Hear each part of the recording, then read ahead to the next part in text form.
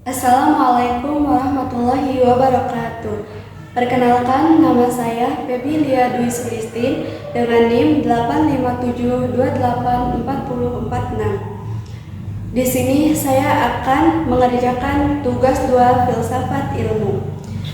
Baiklah, saya akan menjelaskan pertanyaan nomor 1. Bagaimana filsafat ilmu mengawasi dan memperkuat eksistensi keilmiahan serta nilai-nilai dalam ilmu pendidikan? Pertanyaan nomor 1.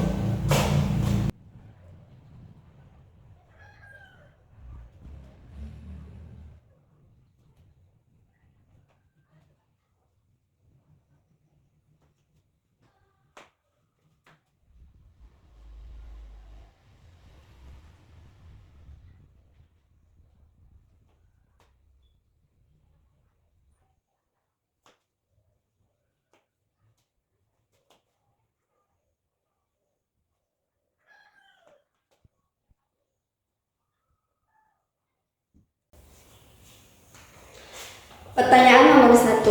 Bagaimana filsafat ilmu mengawasi dan memperkuat eksistensi keilmiahan serta nilai-nilai dalam ilmu pendidikan? Filsafat ilmu bertindak sebagai materi teori ilmu tentang ilmu yang memastikan ilmu pendidikan tidak kehilangan arah atau terjerumus dalam positivisme sempit. Berikut peranannya. 1. Mengawasi eksistensi.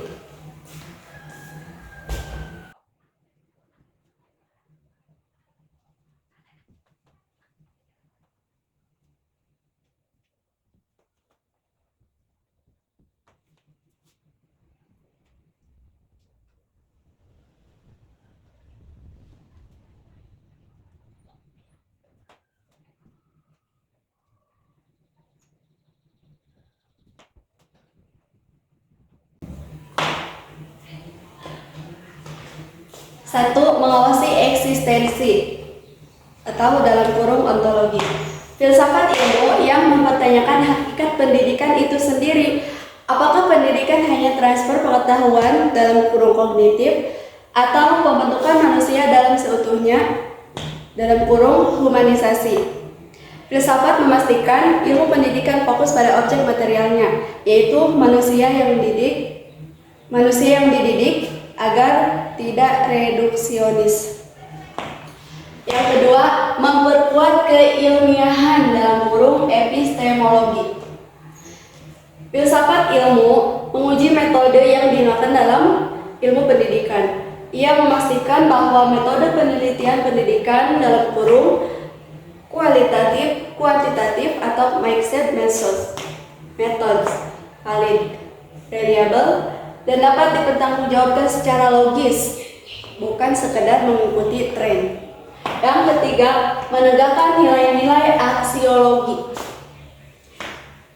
Ilmu pendidikan tidak bebas nilai. Filsafat ilmu menuntun agar ilmu pendidikan digunakan untuk kemanusiaan, memanusiakan manusia, dan tidak sekedar mencetak buruh untuk industri. Ia mengarahkan tujuan pendidikan pada nilai-nilai kebenaran, kebaikan, dan keindahan, etika atau estetika. Selanjutnya, soal nomor 2. Bagaimana pendidikan yang bermakna dan bernilai turut memperkuat perkembangan filsafat ilmu?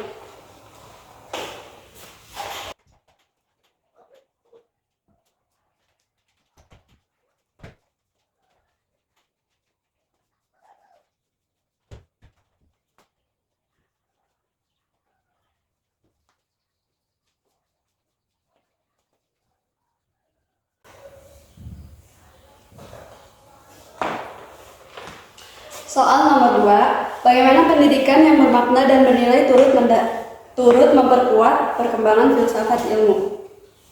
Pendidikan bermakna memperkuat filsafat ilmu. Hubungan keduanya bersifat dialektis atau timbal balik. Pendidikan yang berkualitas dan bermakna yang tidak hanya fokus pada teknis justru menyuburkan filsafat ilmu. Di antaranya, 1. Pendidikan sebagai laboratorium ide. Kedua, pengembangan metodologi baru. Ketiga, kritik terhadap kebijakan positivistik.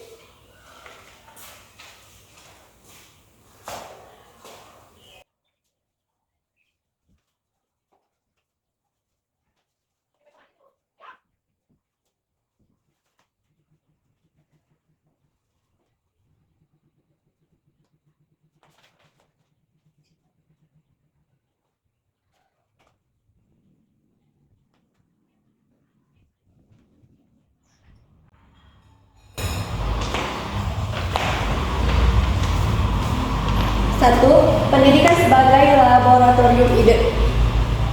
Ketika pendidik dan mahasiswa melakukan refleksi kritis terhadap praktik pendidikan, mereka sebenarnya sedang melakukan filsafat kegagalan atau keberhasilan sebuah kurikulum mendorong perenungan ontologis dan epistemologis baru. Yang kedua, pengembangan metodologi baru. Pendidikan yang dinamis melahirkan kebutuhan dan pendekatan pengajaran baru, misalnya pendekatan konstruktivisme. Hal ini memicu filsafat ilmu untuk merumuskan ulang teori pengetahuan dalam kurung epistemologi yang sesuai dengan perkembangan zaman. Selanjutnya yang ketiga, kritik terhadap kebijakan positivistik. Pendidikan yang bermakna menolak pendekatan yang semata-mata diukur dengan angka dalam kurung ujian nasional. Hal ini memperkuat filsafat ilmu untuk terus mengkritik pandangan reduksionis dan mendorong filsafat pendidikan yang lebih humanis.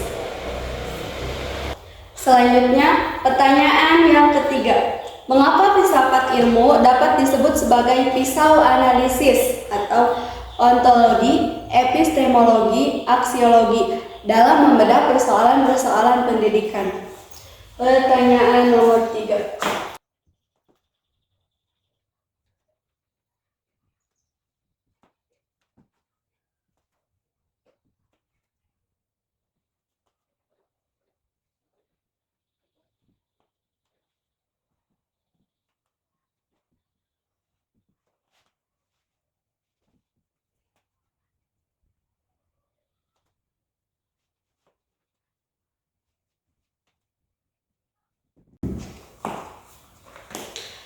Soal nomor 3, mengapa filsafat ilmu dapat disebut sebagai pisau analisis, ontologi, epistemologi, aksiologi dalam membedah persoalan-persoalan pendidikan?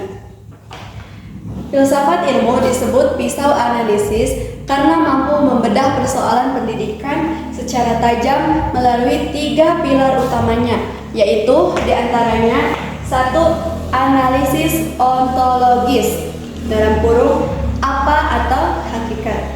Yang kedua, analisis epistemologis, bagaimana atau metode. Yang ketiga, analisis aksiologi, mengapa atau nilai.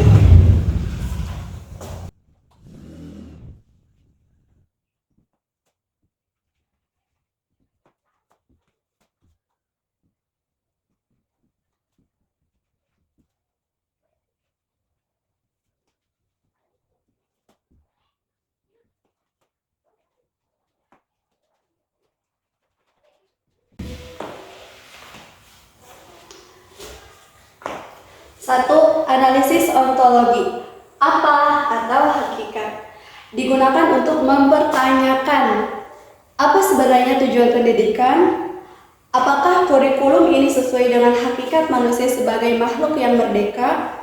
Terus selanjutnya yang kedua, analisis epistemologi, bagaimana atau metode, digunakan untuk membedah bagaimana cara terbaik mengajarkan materi ini, apakah metode pembelajaran berpusat pada siswa atau guru. Ini menyangkut validitas ilmu dan cara perolehannya. Yang ketiga, analisis aksiologi, mengapa atau menilai, digunakan untuk menilai untuk apa ilmu ini diajarkan, apakah kebijakan pendidikan ini adil, apakah kurikulum ini mengandung nilai moral dan karakter. Contoh, masalah kecurangan dalam ujian dibedah dengan ontologi. dalam kurung hilangnya hakikat jujur. Epistemologi dalam kurung metode evaluasi yang salah, dan aksiologi dalam kurung pendidikan kehilangan nilai etika. Oke, selanjutnya pertanyaan nomor 4. Contoh konkret penerapan filsafat ilmu dalam praktik pendidikan, misalnya dalam kebijakan, kurikulum, atau proses pembelajaran.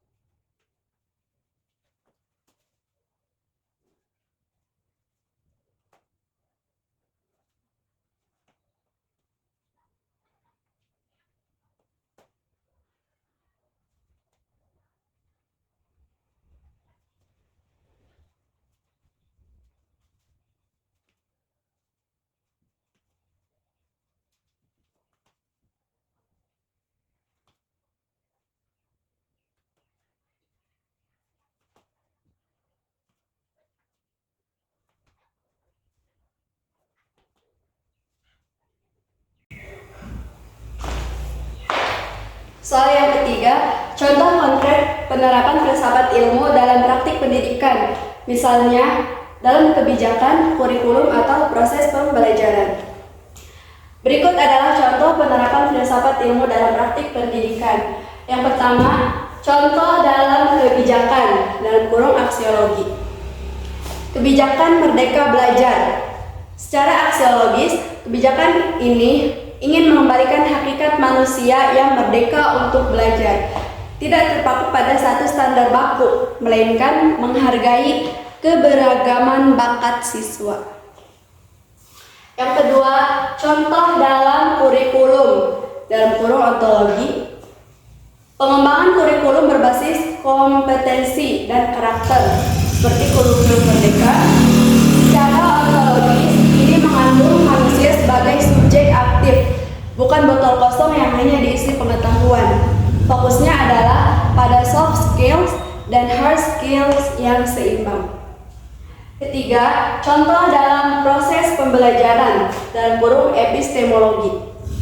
Penerapan Project Based Learning atau PJBL ini adalah penerapan epistemologi konstruktivisme, di mana pengetahuan dibangun oleh siswa melalui pengalaman langsung dan pemecahan masalah, bukan sekedar menghafal teori dari guru.